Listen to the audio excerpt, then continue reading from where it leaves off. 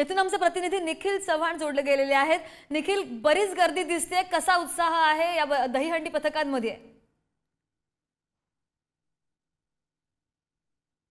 आज सकाळपासून सर्व गोविंदांमध्ये एक उत्साह आपल्याला पाहायला मिळतोय। थोड्या वेळाने या ठिकाणी आहेत संपूर्णपणे मैदान आहे, संपूर्ण रस्ता आहे, तो आपल्याला सर्व गोविंदांनी एकदम भरगच्च आपल्याला पाहायला मिळणार। या ठिकाणी पाहिलं झालं तर आज सकाळपासून गोविंद या ठिकाणी येण्यासाठी सुरुवात झालेली आहे। तर आता देखील 10 ते 15 गोविंद आहेत ते पथक या ठिकाणी येऊन थांबलेले आहेत।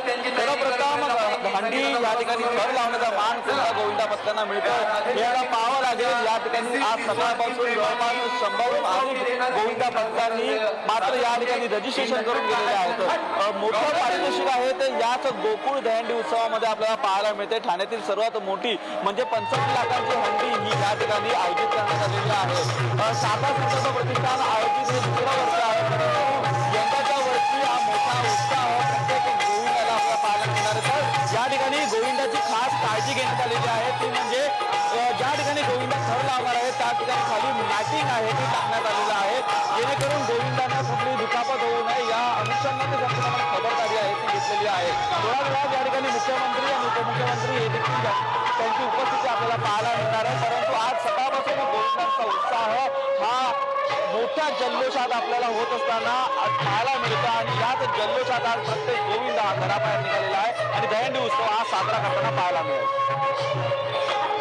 तर तुमच्या मागे सुद्धा गर्दी बरीच दिसते आणि दुसरीकडे विशेष आकर्षण असं या दहीहंडी पथकांचं इतक्या मोठ्या प्रमाणात हे आयोजन करण्यात आलेलं असतं आणि विशेष म्हणजे सेलिब्रिटीज आणि अभिनेत्री अभिनेते बरेच येत असतात। आज दिवसभरात कोण कोण उपस्थिती लावणार आहे त्या ठिकाणी?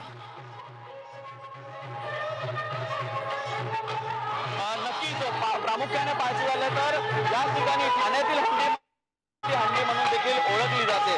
त्यासाठी या ठिकाणी आता देखील अनेक सिने अभिनेत्री या ठिकाणी येण्यासाठी सुरुवात झालेली आहे। खास आकर्षण मराठी सिने तारकांचं आहे, त्यासोबतच जे राजकारणातील तारे आहेत त्यांचं देखील या ठिकाणी आपल्याला स्वागत होताना पाहायला मिळतील। मुख्यमंत्री असतील, उपमुख्यमंत्री असतील, त्यामध्ये अनेक मंत्री महोदय या दहीहंडी उत्सवामध्ये आपल्याला उपस्थित दाखवताना पाहायला मिळणार आहे आणि त्याचाच गोविंदांचा उत्साह देखील वाढवताना आपल्याला चित्र पाहायला मिळणार आहे। खास करून मराठी सिने अभिनेत्री यांना या ठिकाणी आमंत्रित या गोविंदा उत्सवाच्या दरम्यान करण्यात आलेलं आहे। नक्कीच देखील तर आपण पाहतोय की गोविंदा पथकं जी आहेत ती खूप मोठ्या प्रमाणात सज्ज झालेली आहेत आणि ही गर्दी सुद्धा आपण पाहू शकतोय।